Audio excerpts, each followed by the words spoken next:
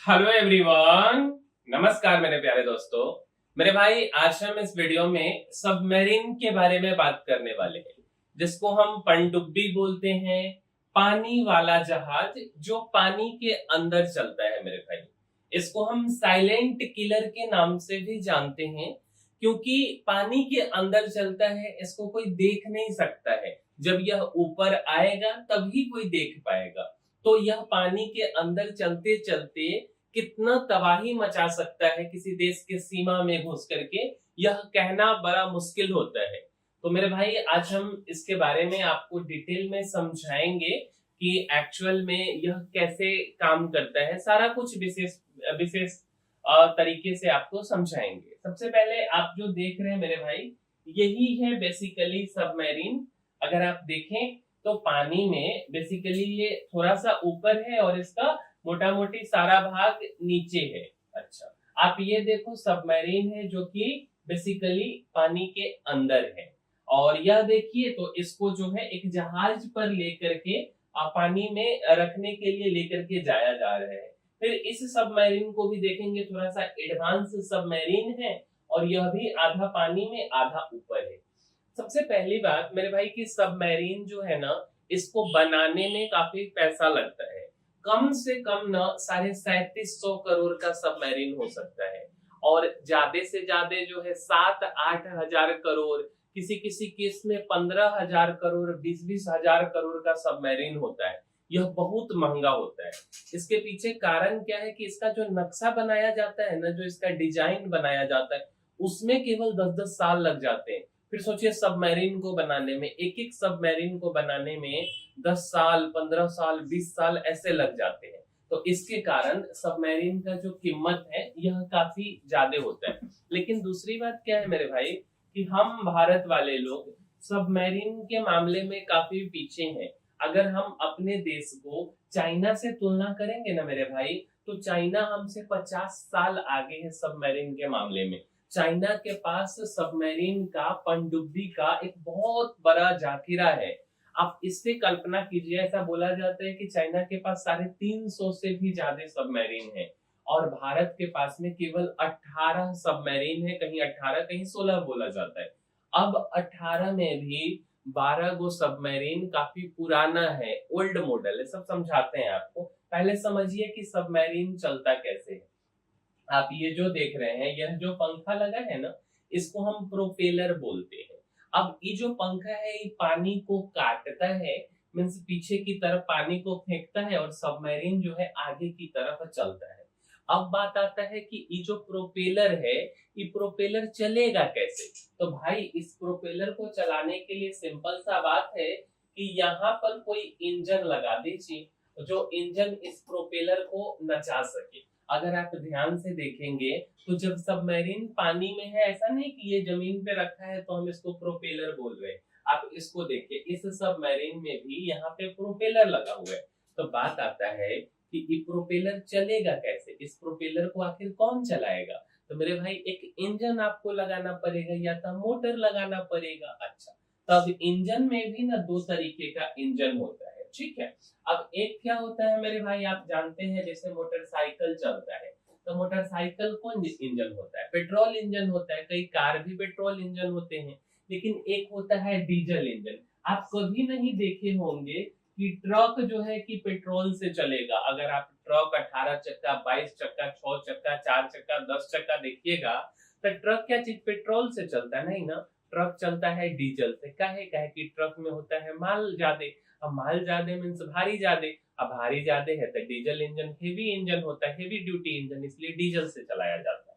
तो बेसिकली हमको ना इस प्रोपेलर को नचाने के लिए डीजल इंजन का जरूरत पड़ता है। अब देखिए ना कि कितना बड़ा ये डीजल इंजन है, ठीक है। अच्छा, अब समझिए एगो बात। आप थोड़ा सा, आपको हम पीछे लेकर के चलते हैं। जैसे हम डीजल इंजन की बात करेंगे ना, जैसे आप देखिए, तो यह क्या है, इसको पहले के जमाने में जब लाइन नहीं होता था ना, तो उस समय यह क्या होता था मेरे भाई, तो यह जनरेटर होता था। जनरेटर के आगे लगा हुआ है मोटर, ठीक है, जिसको हम लोग क्या बोलते हैं, तो इसको हम लोग डायनमो बोलते हैं, है ना। या हम इसको मोटर भी बोलते हैं बेसिकली। अब यह इंजन नचेगा और इससे ही डायनमो जो है नचेगा या मोटर नचेगा, और इस यहाँ पे दो तार निकला हुआ होता है, एगो लाल एगो काला, और यही दोनों तार से हम बिजली जो है निकलता है, जिससे हम पंखा बल्ब ये सब चलाते हैं। ठीक है, तो अब क्या होता है ना कि पनडुब्बी है। अब पनडुब्बी को आप मान करके चलिए कि जैसे इस बात को समझिए, देखिए यह जो पनडुब्बी है ना बेसिकली, अब ये पनडुब्बी कहाँ है मेरे भाई, तो पानी में है ना। तो कभी आप सोच सकते हैं कि डीजल इंजन जो है बेसिकली पानी में कैसे चलेगा। किसी भी मशीन को, इंजन को चलाने के लिए आपको ऑक्सीजन का जरूरत पड़ेगा। अब पानी में ऑक्सीजन कैसे मिलेगा, और ऑक्सीजन चलो मान लिए कि मिल भी गया, फिर उससे जो धुआं निकलता है, तो धुआं छोड़ सकता है कोई बात नहीं, धुआं जो है बबल के फॉर्म में छोड़ेगा तो धुआं बाहर आ जाएगा, लेकिन ऑक्सीजन तो चाहिए ना। तो ये जो डीजल इंजन है, इस डीजल इंजन को पानी में ऑक्सीजन नहीं मिल पाएगा। ठीक है, तो इसके लिए क्या किया गया ना कि बोला गया कि ठीक है, आप ऐसा कीजिए कि इस डीजल इंजन से ना इस बैटरी को चार्ज कर लीजिए। बहुत ही ज्यादा पावर का ही बैटरी होता है, और इस बैटरी से आप जो है कि उस मोटर को चलाइएगा, जिससे प्रोपेलर नच जाएगा। अब समझिए, लेकिन मेरे भाई बैटरी तो डाउन होगा। अब बैटरी डाउन होगा तब क्या होगा, तो फिर उस सबमरीन को ऊपर लाना पड़ेगा। और जैसे ही सबमरीन जो है मेरे भाई, जैसे ही सबमरीन पानी के ऊपर आ गया, अब भाई पानी के ऊपर आ गया तो सबमरीन फिर हुआ क्या है, काम तो जहाज भी कर देगा ना, तो पानी के ऊपर नहीं आना चाहिए। तो ये 2 दिन से ज्यादा नहीं चल पाता है। अब 2 दिन के बाद इसको पानी के ऊपर लाना पड़ता है, फिर 5-6 घंटा के लिए ऊपर लाएगा और इसको चार्ज कर लेगा, चार्ज कर करके फिर ये नीचे चला जाएगा, समझे। लेकिन उतना ही में तो रडार इसको पकड़ लेगा, रडार पकड़ लेगा ना, तो सबमरीन तेजी से नहीं भागता है, वो धीरे धीरे चलता है, 40 kilometre per hour, 50 kilometre per hour. तो आप कितना दूर भागिएगा समुद्र में, नहीं भाग पाइएगा। तो नहीं भाग पाइएगा तो आपको मार देगा। जैसे आप देखिए, अब बैटरी कहाँ लगा होता है जानते हैं, सबसे नीचे लगा हुआ होता है सबमरीन के, काफी हाई पावर का बैटरी। यही देखिए, यहाँ पे डीजल इंजन है, अब यहाँ से एयर ले रहा है, और इधर से क्या हो रहा है, बेसिकली जो धुआं है, साइलेंसर जिसको बोलते हैं, तो इस साइलेंसर से ही जो है बेसिकली धुआं को छोड़ रहा है। और यहाँ पे इलेक्ट्रिक मोटर है, यहाँ पे प्रोपेलर जो है कि नच रहा है, समझे। तो यह इसका है। अब सबमरीन में भी ना बहुत टाइप होता है। जैसे भारत के पास में 12 गो जो सबमरीन है ना, वो पुराना मॉडल का सबमरीन है, बहुत पुराना हो गया हुआ है। उस सबमरीन को बोला जाता है डीजल इलेक्ट्रिक सबमरीन। अब डीजल इलेक्ट्रिक सबमरीन बेसिकली ना, इसको हर 2 दिन पर इसको जमीन पर, मतलब कि पानी से ऊपर आना पड़ेगा, और ऊपर आकर के इसको बैटरी चार्ज करना पड़ेगा। तो इस सबमरीन का यूज ना हम ना अपने अगल बगल के एरिया में ही कर सकते हैं। जैसे मान के चलिए ना कि अगर यह भारत का बेसिकली जो है कि समुद्री क्षेत्र हो गया, तो हम इसी आसपास के एरिया में सबमरीन का यूज कर पाएंगे। ऐसा नहीं कि हम बहुत दूर भेज देंगे, बहुत दूर भेज देंगे तो फिर इसको मार देगा, समझे। अच्छा, तो भारत के पास में ना 6 गो स्कॉर्पियन क्लास का डीजल इलेक्ट्रिक पनडुब्बी है, और एक रसिया से हम लोग लाए हुए हैं किलो क्लास पनडुब्बी। ये भारत के पास भी है, चाइना के पास भी है। उसके बाद जर्मनी का बना हुआ 4 गो HW डीजल इलेक्ट्रिक पनडुब्बी भी है भारत के पास में। तो कुछ यह सब भारत का पनडुब्बी है, लेकिन भारत अभी पनडुब्बी के मामले में बहुत पीछे है। अब देखिए, ये तो ऊपर आ गया। अब ऊपर जैसे ही आएगा ना बैटरी को चार्ज करने के लिए, तो इसको रडार देख लेगा। लेकिन पहले क्या होता था जानते हैं, पहले का रडार ना बड़ा चीज को पकड़ पाता था, छोटा चीज को नहीं पकड़ पाता था। जैसे ये देखिए, आप ये जो बड़ा वाला है ना, ये बड़ा वाला को पूरा को पकड़ लेगा। लेकिन आप कहिएगा ना कि हम एगो पाइप निकाल देंगे, तो पुराना वाला जो रडार है वो नहीं पकड़ पाता था, समझे। तो फिर क्या हुआ, देखिए कि इलोन मस्क लोग टाइप के आदमी आ गए। अब इलोन मस्क ही सब काफी इन्वेंशन करते हैं, है ना। तो क्या हुआ कि ये लोग रडार, ये सब जब साइंटिस्ट लोग, मतलब इस टाइप के पढ़े लिखे लोग आए, तो जो रडार बनाए ना वो ज्यादा पावरफुल रडार बना दिए। अब ज्यादा पावरफुल रडार हो गया ना, तो एक पाइप भी निकालिएगा ना तो इसको भी पकड़ लेगा। और उस समय यह टेक्नोलॉजी डेवलप किया गया था, जिस टेक्नोलॉजी का नाम था स्नॉर्कलिंग टेक्नोलॉजी। तो बोला गया कि भाई समुद्र में आपको जो पनडुब्बी है ना, उसका आधा बॉडी भी नहीं निकालना है, केवल एक पाइप निकालना है। तो पाइप वाला भी सिस्टम खत्म हो गया, रडार पकड़ लेगा। रडार पकड़ लेगा तब आपको मार देगा, समझे। तो यह वाला पनडुब्बी अब उतना काम का नहीं रहा, लेकिन फिर भी पनडुब्बी है, पैसा लगाए हैं तो लोग इसका उपयोग करते हैं। दूसरे टाइप का जो पनडुब्बी है ना मेरे भाई, इस पनडुब्बी को बोला जाता है एआईपी टेक्नोलॉजी से बनाया गया है, मींस की एयर इंडिपेंडेंट प्रोपल्सन टेक्नोलॉजी का यह पनडुब्बी है मेरे भाई, समझे। कौन सा टेक्नोलॉजी है? Air independent propulsion technology.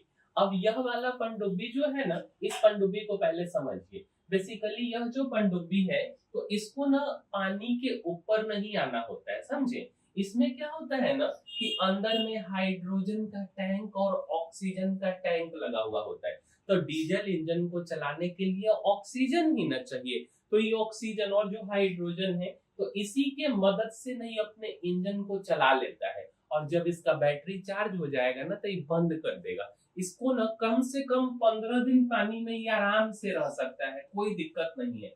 अब 15 दिन से ज्यादा भी रह सकता है, लेकिन 15 दिन में इसको कोई दिक्कत आएगा नहीं। इवन ना इंसान जो मतलब आप जो टॉयलेट करते हैं ना, बेसिकली इंसान का जो बायो वेस्ट होता है ना, उससे भी हाइड्रोजन ऑक्सीजन निकाल करके अपने सिस्टम को चला लेता है। अगर आप देखिए ना तो इसमें क्या है, यहाँ पे हाइड्रोजन का टैंक है, ये इसका इलेक्ट्रिक रूम है, बैटरी यहाँ पे लगा है, इस एरिया में आदमी रह सकता है, यहाँ पे कंट्रोल रूम है। और इसमें भी अगर आप देखेंगे तो पीछे में क्या लगा हुआ है मेरे भाई, तो प्रोपेलर लगा हुआ है, समझे। तो इसी से ये चलता है। अब भारत के पास में जो है ना इस तरीके का अभी एक भी पनडुब्बी नहीं है।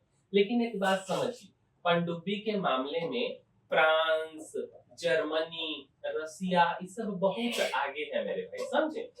इवन चाइना भी बहुत आगे है। लेकिन फ्रांस से हम लोग जो पनडुब्बी खरीदे हैं तो उस पनडुब्बी को हम बोले ना कि देखिए क्या होता है, हम लोग क्या बोले उसको कि भाई यह वाला जो सेक्शन है ना, ये हमारा पनडुब्बी नहीं है, बताते हैं, ये पाकिस्तानी का पनडुब्बी है।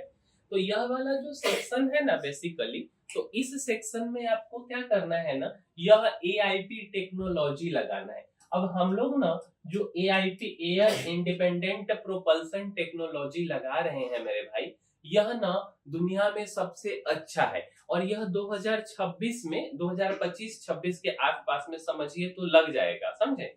और ये इसको कौन बनाया है मेरे भाई, तो इसको डीआरडीओ बनाया है। अब डीआरडीओ के बारे में अगर आपको नहीं पता है तो यह भारत सरकार का ना रिसर्च ऑर्गेनाइजेशन है। इसका काम है रिसर्च करना। आप जैसे कि पहाड़ी एरिया में जाएंगे, जैसे आप मसूरी साइड चले जाएं, समझे, उसके बाद उत्तराखंड में आप जाएंगे तो ऐसे जगहों पे डीआरडीओ का ऑफिस होता है जहां कोई आम नागरिक, आम आदमी का पहुंच ना हो सके, काफी सेफ्टी होता है वहां पर। तो वहीं पर AIP air independent propulsion technology बनाया गया है। अब भारत जो बनाया है ना, तो बेसिकली इसमें क्या हुआ है ना कि उतना आवाज नहीं करता है, समझे, मतलब नॉर्मल है। अब ये आवाज नहीं करेगा ना तो इसको कोई दूसरा देश नहीं पकड़ पाता है। दूसरा देश कहने का मतलब कि दूसरे देश का जो पनडुब्बी है वह इसको नहीं पकड़ पाता है। तब इसको हम लोग इस टेक्नोलॉजी को भेजेंगे फ्रांस या जर्मनी, साथ साथ अपने सबमरीन को भी भेजेंगे। आप बोलेंगे कि भाई इसमें कुछ जगह बनाओ, जिसको हम एक टेक्नोलॉजी बोलते हैं, रोटरी टेक्नोलॉजी करके कुछ बोलते हैं, तो उसको इसमें लगा दो, फिट कर दो, तो फिर वह फिट कर देगा। अब जैसे ना पाकिस्तान के पास में ये टेक्नोलॉजी है, मतलब ये वाला जो पनडुब्बी है वह है, 7-8 को तो पनडुब्बी है पाकिस्तान के पास, ज्यादा है नहीं। तो उस पनडुब्बी का नाम है अगोस्ता खालिद पनडुब्बी नाम है, 90B करके बोलते। और इसी में जो है ना एआईपी टेक्नोलॉजी लगा हुआ है, तो ये गायब हो जाता है।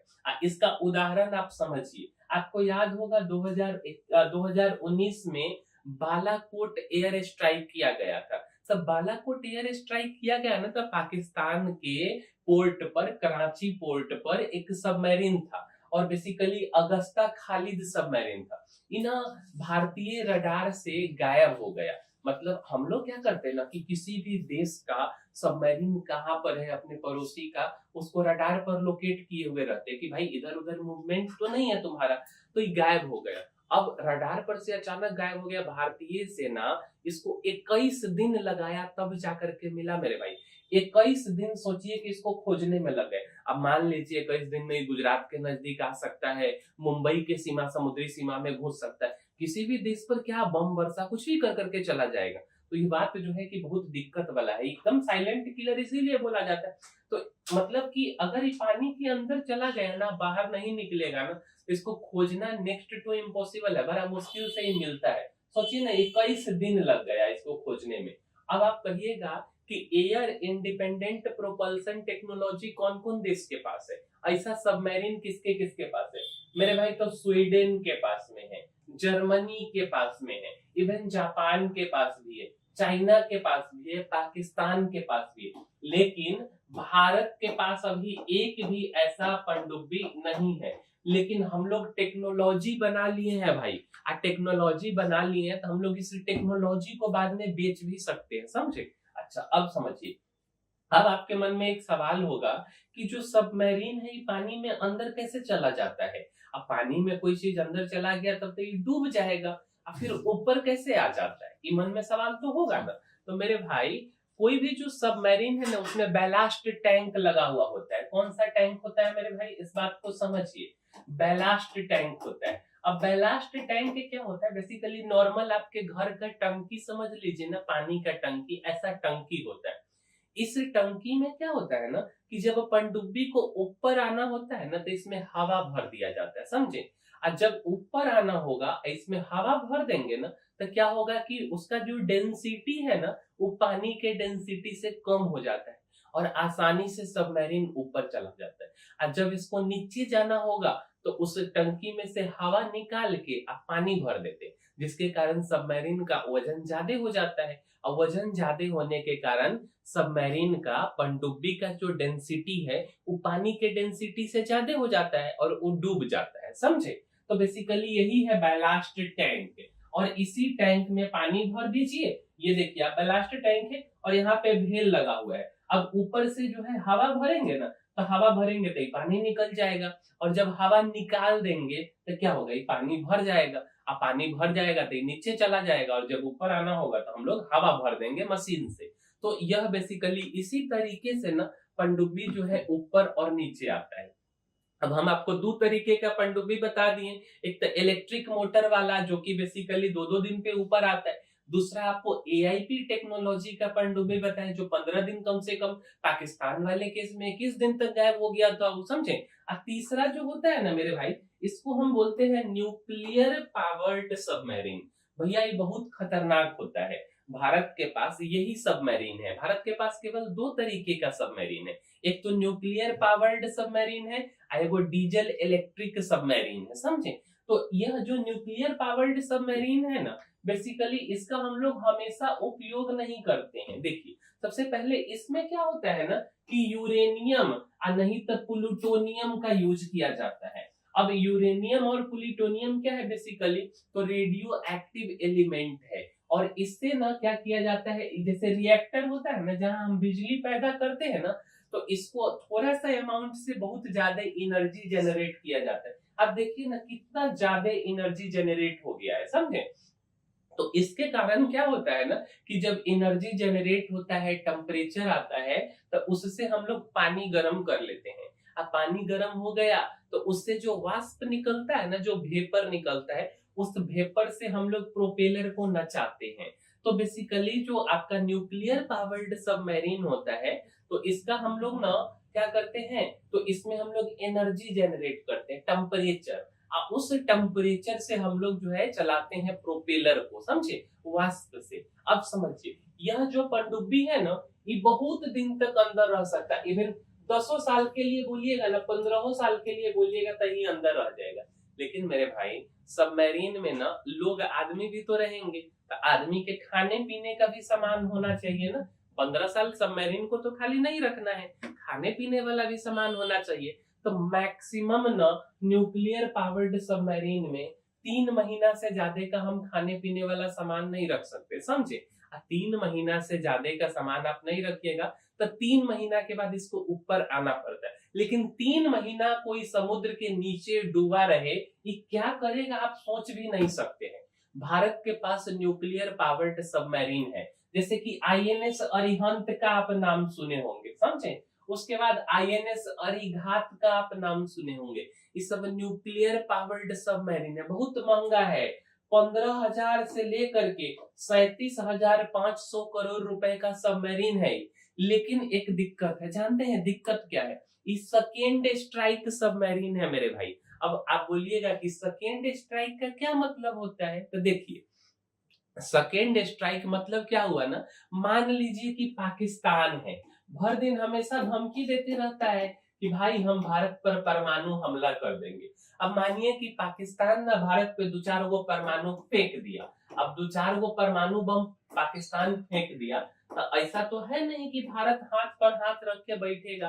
तो ये जो न्यूक्लियर पावर्ड सबमरीन है ना, आईएनएस अरिहंत या आईएनएस जो है अरिघात, इस समुद्र में घूमते रहता है, समझे? अब समुद्र में ही घूमते रहता है, वो भी अंदर है, उसको पता नहीं है। जैसे ही इसको पता चलेगा ना, तो ये इधर से सेकेंड स्ट्राइक करेगा, एक के बार में मारेगा सबमरीन, इधर से जो है बैलिस्टिक मिसाइल, परमाणु मिसाइल, अब पूरा देश को नक्शे से मिटा देगा। इतना खतरनाक ही होता है, इसलिए हम लोग इसका हमेशा यूज नहीं करते हैं। इस सबमरीन का यूज तब करते हैं जब हमारे देश पर ना हमला हो जाए, ऐसे ये मतलब सेफ्टी पर्पज से जो है बेसिकली रहता है। अब समझिए, आप ना एक मूवी देखे होइएगा, और इस मूवी में ना बेसिकली मूवी का नाम क्या था?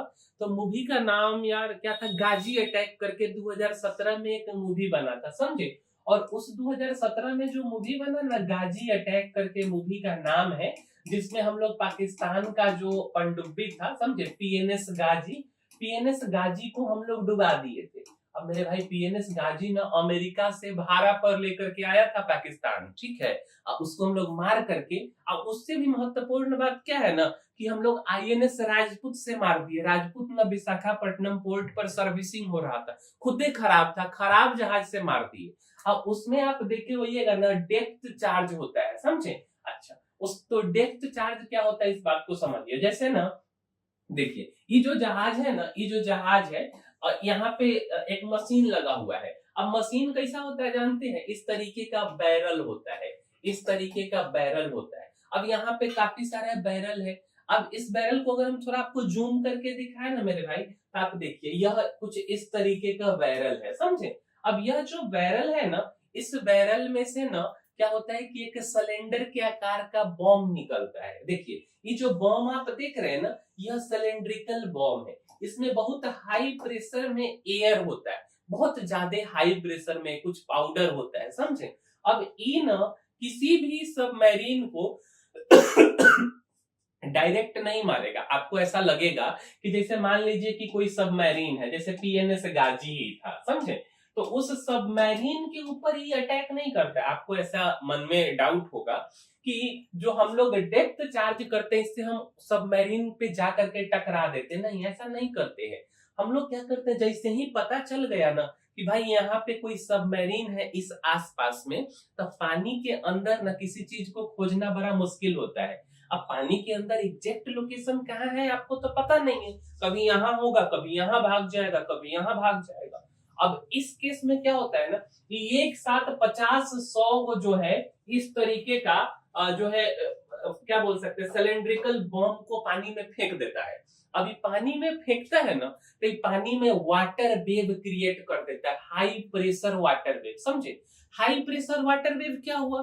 तो देखिए, ये क्या करेगा ना, पानी में जाएगा ना, तो बहुत ज्यादा पानी में प्रेशर क्रिएट कर देगा। अब आप ऐसे समझिए कि जैसे ही बोर्ड है, अब इस बोर्ड पर आया, उधर से 100-150 के स्पीड से कोई चीज प्रेशर लगा दिया, तो इस बोर्ड को आप समझिए ना कि ये क्या है, तो ये सबमरीन है, पनडुब्बी है।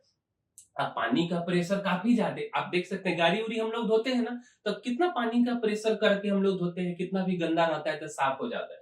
तो उसी तरीके से पानी का काफी बल्क अमाउंट में सब साइड से प्रेशर क्रिएट हो जाता है। और सब साइड से प्रेशर एक बार क्रिएट हुआ ना, तो सबमरीन जो मेटल से बना है वो दब गया, और दबने के बाद ये प्रेशर तो टेम्पररी है, काहे कि बम जो है एक्सप्लोड कर गया, तो प्रेशर खत्म हो गया।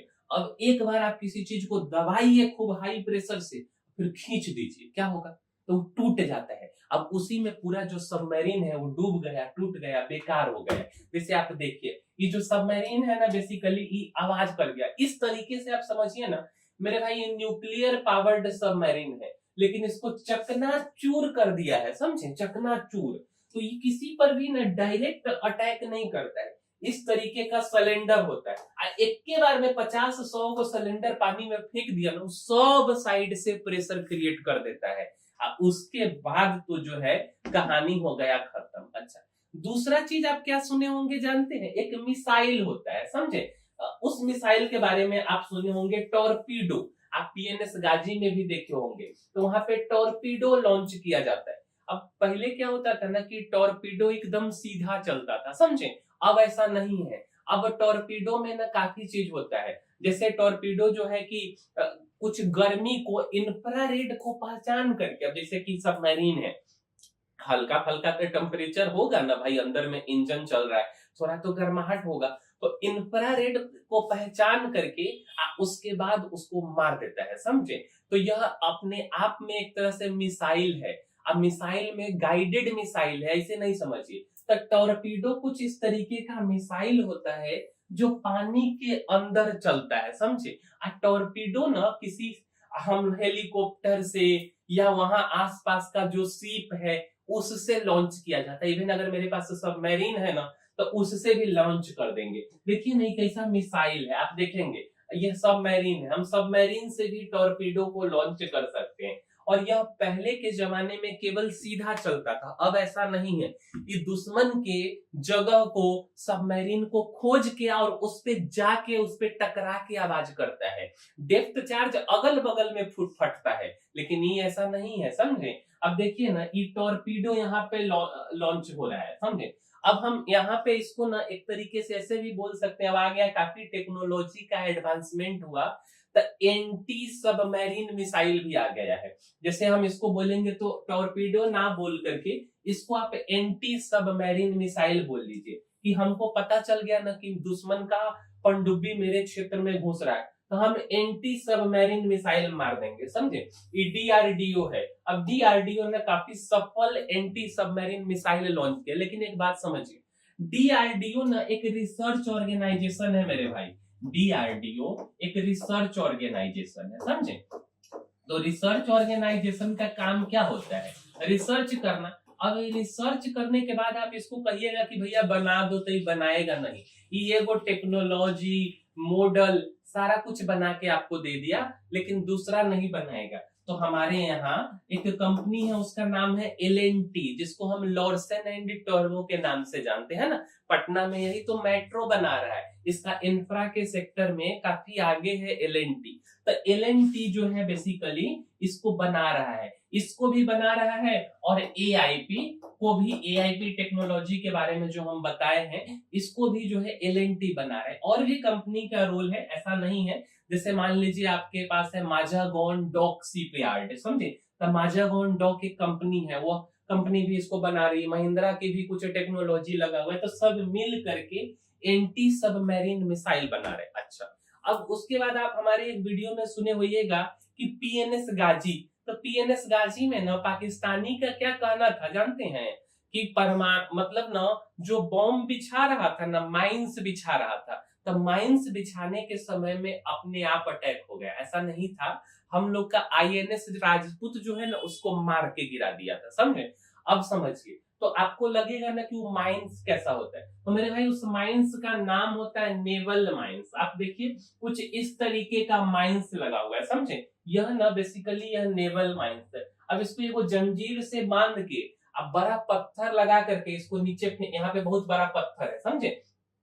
इसका डेंसिटी उतना ज्यादा नहीं होता है, तब बड़ा सा बैलून है, तो पानी के ऊपर तैरते रहता है। कुछ इस तरीके से इसको बड़ा बड़ा पत्थर बांध करके समुद्र में फेंक दिया जाता है। हर देश अपने समुद्री सीमा में इसको लगाता है कि कोई आ न जाए, कोई दुश्मन का सीप यहाँ पे आ नहीं जाए, समझे? कुछ इस तरीके से। और ये जो फटता है ना, तो इस सबमरीन को पूरा फाड़ देता है, पूरा पनडुब्बी को फाड़ देगा। अब इसमें भी क्या है जानते हैं? तो इसमें भी बेसिकली हीट सेंसिंग है, काफी कुछ होता है। कुछ पानी के अंदर होता है, कुछ पानी के बाहर होता है। तो ये हल्का सा हीट सेंस कर करके भी जो है कि फट जाएगा। या किसी का आवाज, इवन जो है ना, इसमें सोनार टेक्नोलॉजी भी लगा हुआ होता है, तो आवाज को डिटेक्ट कर करके भी फट जाता है। अब आप बोलिएगा कि सोनार क्या होता है मेरे भाई? तो बेसिकली सोनार से ना हम लोग पता करते हैं कि सबमरीन किधर है। आप क्लास 9th में भी पढ़े होंगे, जानते हैं क्या? कि सोनार बेसिकली ना एक साउंड वेव होता है। साउंड वेव हम भेजते हैं और कोई भी चीज ना अगर हमारे इस साउंड के आसपास में टकरा गया, जैसे मान लीजिए ना इधर से हम साउंड वेव भेजे, यहाँ पे कोई ऑब्स्टेकल आ गया ना तो ये टकरा के लौट जाएगा, समझे। तो टकरा के लौट के सिग्नल देता है कि भाई यहाँ पर इतना डिस्टेंस पर कुछ ऑब्स्टेकल है। तो बेसिकली वही होता है सोनार, मींस की sound navigation and ranging technology. अब देखिए ना जहाज के नीचे ही लगा हुआ है, यहाँ से ही फेंक रहा है अपना साउंड वेव, फेंक रहा है साउंड पल्स, फेंक रहा है। और जहां पे इसको कोई ऑब्जेक्ट मिला कि यहाँ से ही जो है बेसिकली भाग आएगा ऊपर। इसमें भी एक होता है एक्टिव सोनार, समझे, और एक होता है पैसिव सोनार। तो एक्टिव सोनार क्या होता है ना कि जहाज के आप नीचे लगा दीजिए, ठीक है, और ये ना सिग्नल को फेंकेगा, मतलब कि साउंड वेव को फेंकेगा फिर कैच करेगा। एक होता है पैसिव सोनार। पैसिव सोनार ना साउंड वेव को फेंकता नहीं है। पैसिव सोनार हम लोग जनरली ना सबमरीन में लगाते हैं, समझे। इसका क्या काम होता है ना, अब जैसे सबमरीन यहाँ पर है, अब सबमरीन यहाँ पर है भाई, इसको भी तो डर है कि मेरे आगे पीछे से कोई आ जाएगा। अब कोई आएगा तो इसको पता चलना चाहिए ना, तो ये कैच करता है। जैसे आप पानी में वो पत्थर फेंक के आप कान लगा करके ऐसे सुनते हैं ना कि पानी आवाज कर रहा है कि नहीं, तो उसी तरीके से पैसिव सोनार साउंड को कैच करता है। इसमें रिसीवर लगा हुआ होता है, कोई भी आवाज आएगा ना तो बहुत हाई पावर का होता है, उसको ये कैच कर लेता है। एक्टिव सोनार का रेंज ज्यादा दूर का नहीं है, लेकिन पैसिव सोनार ना बहुत दूर तक इसको कैच कर सकता है, समझे। अच्छा, एक होता है सन बॉय। अब सन बॉय क्या होता है, देखिए यह ना बेसिकली एक फ्लोटिंग डिवाइस है, समझे। अब हम लोग ना बेसिकली सन बॉय का भी काफी यूज करते हैं। अब एक जैसे कि आप देखिएगा तो यह हेलीकॉप्टर है। इस हेलीकॉप्टर में यहाँ पे देखिए तो ये हाई पावर का sonar sound wave navigation system लगा हुआ है। ये खूब साउंड समुद्र में भेजेगा और देखेगा कि सबमरीन है कि नहीं। ऐसे ही करके ना हम लोग जो है कि उसका अगस्ता को, जो पाकिस्तानी पनडुब्बी था, उसको खोजे थे बालाकोट एयर स्ट्राइक के समय में, समझे। सन बाय का क्या काम है ना कि इस तरीके का ये फ्लोटिंग डिवाइस है, इसको फेंक दिया जाता है, ठीक है। देखिए ना कि यह इसको बेसिकली जो है कि प्लेन से लेकर के इसको फेंक दिए। अब फेंकने के बाद में ये क्या है ना, थोड़ा सा ज्यादा पावरफुल होता है। ये एकदम एग्जैक्ट टाइम पर ना बता देगा कि भाई यहाँ पर सबमरीन है कि नहीं, सब कुछ सही तरीके से बताता है। ये थोड़ा सा गाइडेड होता है। सोनार उतना गाइडेड नहीं है, लेकिन सन बाय इससे भी फास्ट है, समझे। अच्छा, इतना बात क्लियर है। अब समझिए, एक होता है ट्रांसड्यूसर भी लगा हुआ होता है। ट्रांसड्यूसर एक तरह का डिवाइस है जो सबमरीन के नीचे लगा देते हैं, और वो भी ना सोनार की तरह ही काम करता है। ऐसा नहीं कि इसका कुछ अलग टेक्नोलॉजी है। अब जैसे कि एक्टिव ट्रांसड्यूसर ना, आप जो जहाज का ये मॉडल देखिएगा तो इसमें कहीं आगे या कहीं पे नीचे चिपका दिया गया है, तो ये सोनार की तरह ही होता है, इसमें कुछ खास है नहीं। एक होता है पैसिव सोनार। हम आपको क्या बोले, पैसिव सोनार सबमरीन में यहाँ पे लगा दिया, और ये साउंड ऑब्जर्वर की तरह होता है। साउंड ऑब्जर्व करके अपने आप को सुरक्षित करेगा कि भाई मेरे सामने में कोई आ रहा है, थोड़ा नीचे चले जाओ, थोड़ा और नीचे चले जाओ, समझे। और एक होता है हल माउंटेड सोनार। हल माउंटेड सोनार का रेंज बहुत ज्यादा होता है, मतलब समझिए ना 300-400 किलोमीटर तक के दूर के दुश्मन को ही पकड़ लेता है समुद्र में, ठीक है। अच्छा, अब आगे समझिए। अब हम लोग ना मेरे भाई पाकिस्तान की बात करें ना, सॉरी चाइना की अगर हम बात करें तो चाइना हम लोग से ना सबमरीन के मामले में बहुत आगे है। सोचिए ना, उसके पास 350 प्लस सबमरीन है, समझे। अब भारत के पास में 18 गो है। लेकिन अगर सबमरीन हमारे पास जरूर कम है, लेकिन अगर हम बात करें मेरे भाई ना कि सबमरीन को समुद्र में खोजना है, खोज के मारना है, समझे, तो उसमें हम लोग चाइना से बहुत आगे हैं कि समुद्र में हम लोग सबमरीन को खोजने में नेक्स्ट लेवल पर है। अब इसमें मदद करता है अमेरिका से हेलीकॉप्टर हम लोग खरीदे हुए रोमियो हेलीकॉप्टर। इस रोमियो हेलीकॉप्टर में आप देखिएगा ना तो यहाँ पे इन सब जगह पर जो है बेसिकली काफी हाई पावर का सोनार लगा हुआ है। ऊपर से साइड से सन बाय भी फेंक देगा।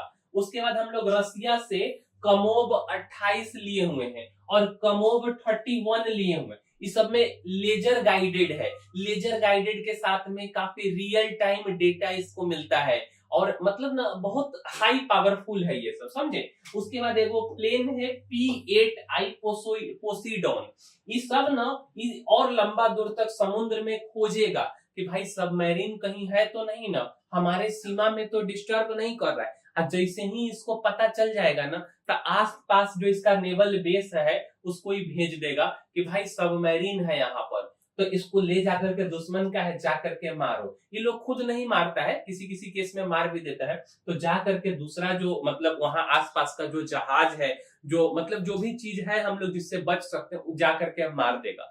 उससे भी एडवांस अब आ गया है जापान का ड्रोन मेरे भाई, इसका नाम है सी गार्जियन ड्रोन। ये तो और ज्यादा पावरफुल है। अब सी गार्जियन ड्रोन में ना कैमरा भी लगा हुआ है, रडार भी लगा हुआ है, बहुत ज्यादा हाई पावरफुल सेंसर लगा हुआ है।